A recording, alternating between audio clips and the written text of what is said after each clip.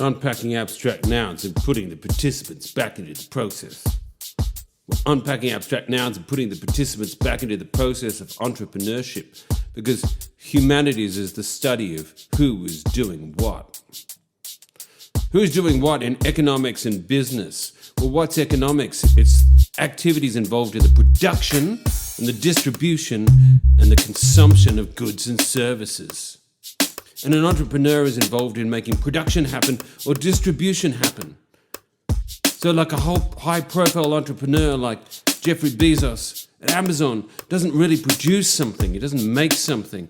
He's delivering it. That's what Amazon does. It's a distribution channel. But Elon Musk, on the other hand, Tesla is a product. He's involved in producing something, of getting land and labor and capital together to make that happen.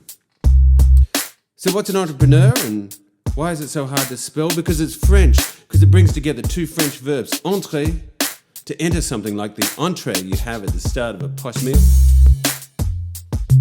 and prendre, which means to take. So that means an entrepreneur is someone who goes out and gets something, a go-getter, goes and seizes an opportunity, takes a risk.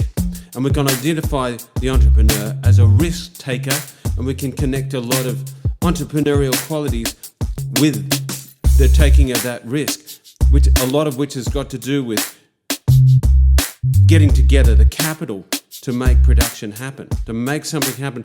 And the example I've got for you from history is Christopher Columbus. He sailed the Atlantic Ocean without a compass. Well, he did have a compass, but what he did need was a backer.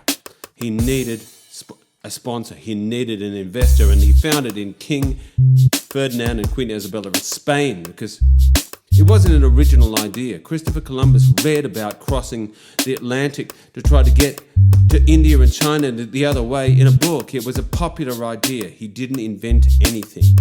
An entrepreneur doesn't have to.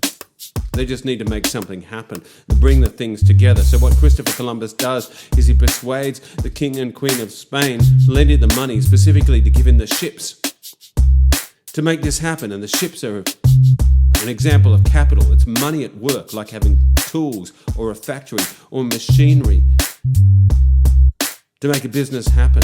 And what Christopher Columbus really does is open up a distribution channel where goods and services, he thinks they're coming from China and India, but in the end, they're going to be goods coming from America.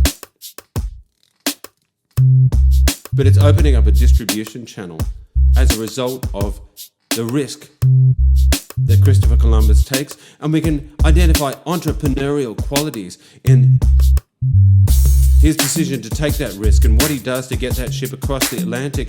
And it's a reason why the story of Christopher Columbus is so celebrated in the history of America, which ultimately is a history of entrepreneurship, of business, of people taking risks to make money. That's unpacking abstract nouns and putting the participants back into the process. Unpacking abstract nouns and putting the participants back into the process of an entrepreneurship.